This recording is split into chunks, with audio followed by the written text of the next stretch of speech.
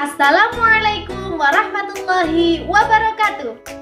Selamat datang di channel MI Nurul Huda Family. Semangat pagi anak-anak, selamat pagi ya. Hari ini kita akan belajar tematik kelas 4. Tema 1, indahnya kebersamaan. Subtema 1, keberagaman budaya bangsaku. Sebelum kita lanjutkan ke materi, kita membaca basmalah dulu ya. Semoga ilmu yang kita dapatkan bermanfaat. Bismillahirrahmanirrahim. Lanjut ke materi. Mari kita amati kedua gambar berikut ini. Satu gambar di bawah itu adalah gambar beberapa orang sedang memakai pakaian adat daerahnya masing-masing. Dari kedua gambar dapat kita amati, dapat kita pahami bahwa Indonesia terdiri atas berbagai macam suku, bangsa, dan budaya, namun tetap dalam satu wadah, Negara Kesatuan Republik Indonesia atau disingkat dengan NKRI. Keragaman tersebut merupakan identitas bangsa Indonesia yang membuat bangsa Indonesia dikenal sebagai bangsa yang memiliki kekayaan budaya, suku, dan agama yang berbeda-beda.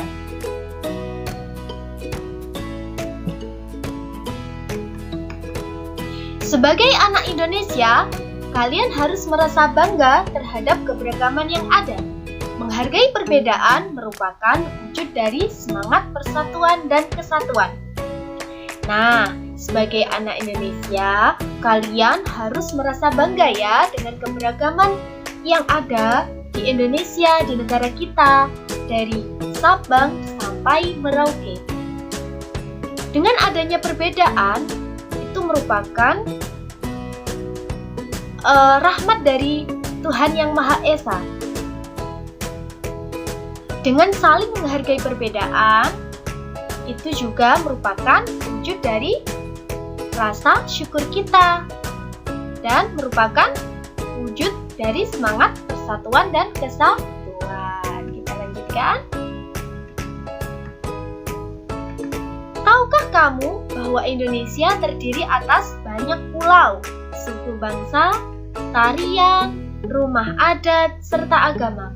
Ayo kita cari tahu lebih jauh tentang keberagaman itu. Ayo kita membaca.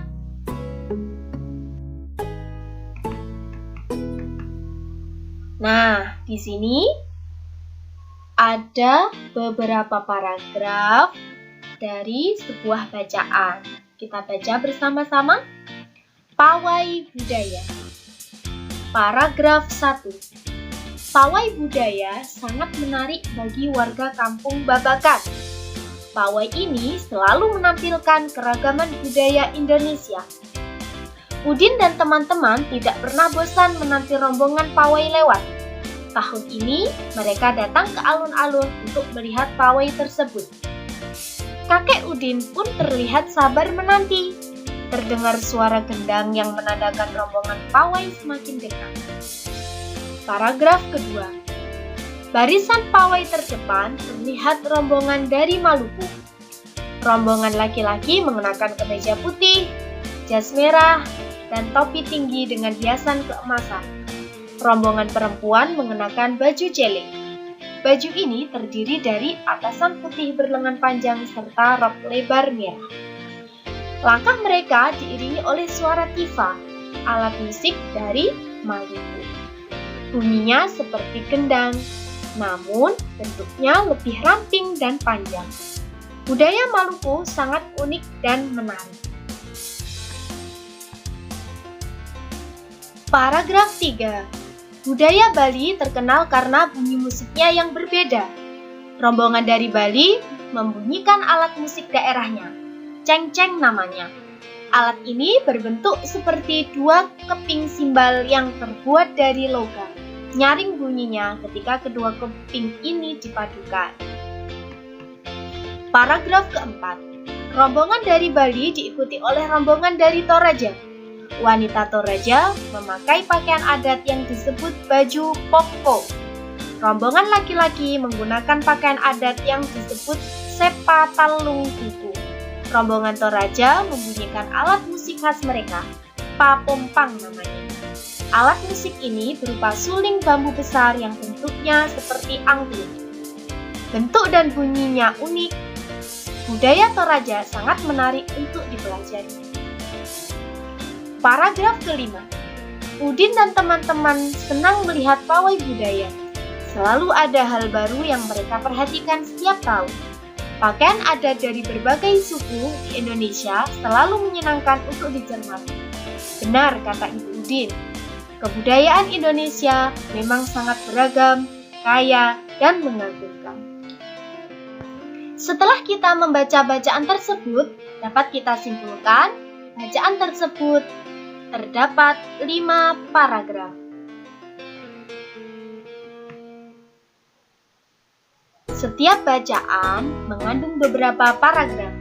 Setiap paragraf mengandung gagasan pokok dan gagasan pendukung.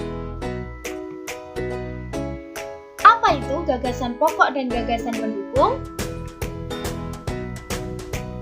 Dalam gagasan utama terdapat ide pokok. Ide pokok adalah ide utama yang dibahas dalam suatu bacaan. Dapat berupa kalimat inti atau berupa pokok paragraf.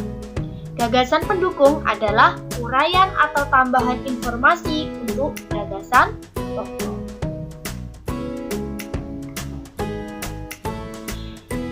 Coba kita amati paragraf 1. Kita temukan bersama-sama gagasan pokok dan gagasan pendukung. Kita baca paragraf 1. Pawai budaya sangat menarik bagi warga kampung Babakan. Pawai ini selalu menampilkan keragaman budaya Indonesia. Udin dan teman-teman tidak pernah bosan menanti rombongan pawai lewat. Tahun ini mereka datang ke alun-alun untuk melihat pawai tersebut. Kakek Udin pun terlihat sabar menanti. Terdengar suara gendang yang menandakan rombongan pawai semakin dekat. Nah, kita dapat lihat bersama-sama gagasan utama terdapat pada kalimat pertama, yaitu pawai budaya sangat menarik bagi warga kampung Babakan. Ini merupakan gagasan utama atau gagasan pokok. Gagasan pokok tadi apa?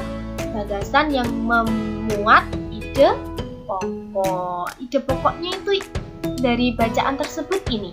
Pawai budaya sangat menarik bagi warga kampung Babakan. Nah, pada gagasan pendukung atau gagasan yang menjelaskan dari gagasan utama. Ini kalimat berikutnya. Pawai ini selalu menampilkan keragaman budaya Indonesia. Udin dan teman-teman tidak pernah bosan menanti rombongan pawai lewat. Tahun ini mereka datang ke alun-alun untuk melihat pawai tersebut. Kakek Udin pun terlihat sabar menanti.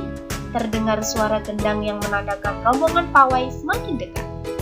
Nah, ini merupakan gagasan pendukung atau gagasan penjelas yang menjelaskan pada kalimat yang memuat ide pokok, yaitu gagasan utama atau gagasan pokok. Jadi, dapat disimpulkan bahwa gagasan pokok adalah gagasan yang menjadi dasar pengembangan sebuah paragraf, yang menjadi inti dari sebuah paragraf atau bisa disebut dengan ide pokok. Sedangkan gagasan pendukung adalah gagasan yang fungsinya menjelaskan gagasan utama atau biasa disebut kalimat pengembang. Sekian pembelajaran hari ini. Terima kasih. Semoga ilmu yang kita dapatkan bermanfaat. Jangan lupa subscribe ya. Assalamualaikum warahmatullahi wabarakatuh.